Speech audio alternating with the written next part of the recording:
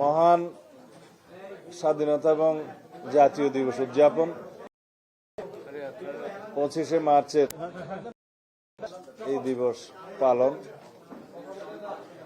এবং ঈদ উপলক্ষে যাতে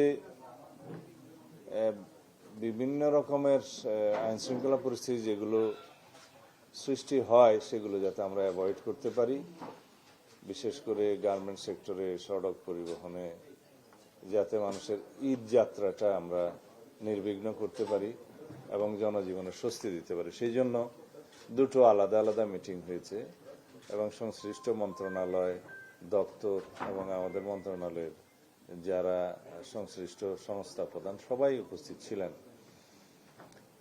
স্বাধীনতা এবং জাতীয় দিবস উদযাপনের ক্ষেত্রে আমরা ঐতিহ্যগতভাবে আলোকসজ্জা করে থাকি।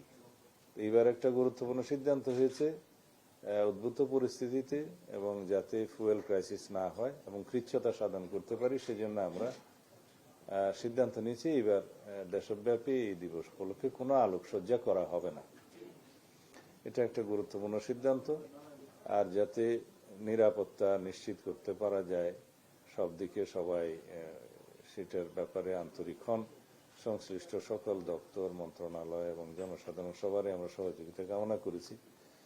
আর 25শে মার্চ গণহত্যা দিবসটা পালন করা হয় অত্যন্ত ভাব গাম্ভীর্যের সাথে, অত্যন্ত বেদনার সাথে। সেটা যথাযথ মর্যাদায় আমরা অতীতের মতো করেই পালন করব এবং এখানে ধর্ম মন্ত্রণালয়ের ভূমিকা আছে, মুক্তিযুদ্ধ মন্ত্রণালয়ের প্রধান লিড মিনিস্ট্রি হিসেবে এটা পালন করে। স্বরাষ্ট্র মন্ত্রণালয়ের দায়িত্ব হচ্ছে যে আমরা নিরাপত্তার সমস্ত বিষয়াদি দেখভাল করব। আর 26শে মার্চ প্রত্যুষে যে সাভার স্মৃতিসৌধে পুষ্পমাল্য অর্পণ মাননীয় রাষ্ট্রপতির, মাননীয় প্রধানমন্ত্রীর এবং মন্ত্রী পরিষদের আর বিরোধী দলীয় নেতৃবৃন্দের এবং অন্যান্য সামাজিক রাজনৈতিক সংগঠনের যে পুষ্পমাল্য অর্পণের বিষয়টি আছে সেটা যাতে নিশ্চিত নিরাপত্তা নিশ্চিত করা যায়, যাতায়াত যাতে সহজতর করা যায় সেই বিষয়ে আমরা সমন্বয় করেছি।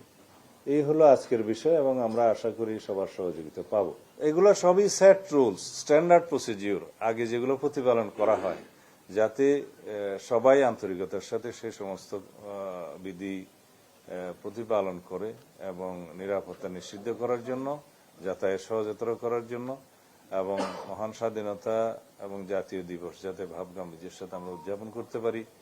জেলা পর্যায়ে আলোচনা সভা হয়, প্রশাসন, জেলা প্রশাসনের নেতৃত্বে, বিভাগীয় প্রশাসনের নেতৃত্বে বিভিন্ন আনুষ্ঠানিকতা আছে। এইগুলো সবই প্রতি বছর আমরা যেভাবে পালন করি সেভাবে পালন করার জন্য নির্দেশনা দেয়া হয়েছে এবং এগুলো সবারই এক্সারসাইজ করা আছে। প্রত্যেক বছরই এই সমস্ত বিষয়াদি পালন করা হয়। সুতরাং নতুন করে এটা আবার কোনো স্মরণ করে দেওয়ার বিষয় নয়। তবে আমরা বিশেষ করে মনোযোগ দিয়েছি ঈদের আগে, ঈদ যাত্রার সময় যাতে বিভিন্ন রকমের যে সমস্যার সৃষ্টি হয় এগুলো যাতে না হয়, আমরা সেটা প্রিকশনারি ব্যবস্থা হিসেবে কিছু মেজার্স আমরা নিয়েছি। আমরা একটা ফোকাল পয়েন্ট ঠিক করে দিয়েছি, যেমন ইন্ডাস্ট্রিয়াল পুলিশের দায়িত্বে এডিশনাল আইজিপি আছেন, তিনি ফোকাল পয়েন্ট হিসেবে মন্ত্রণালয়ের পক্ষ থেকে কোঅর্ডিনেট করবেন অন্যান্য ইউনিটের সাথে, বিজিএমই, বিটিএমই, বিকেএমই নেতৃবৃন্দের সাথে, শ্রমিক প্রতিনিধিদের সাথে, সড়ক পরিবহন শ্রমিক ফেডারেশনের সাথে, সবার সাথে কোঅর্ডিনেট করে আমরা তাকে একটা রেসপন্সিবিলিটি দিয়েছি উইথ অথরিটি। তিনি যোগাযোগ করে সমন্বয় সাধন করবেন যাতে কোনো রকমের ব্যত্যয় না হয়, বিচ্যুতি না হয়, যাতে জনজীবনে আমরা স্বস্তি দিতে পারি, কমফোর্ট দিতে পারি।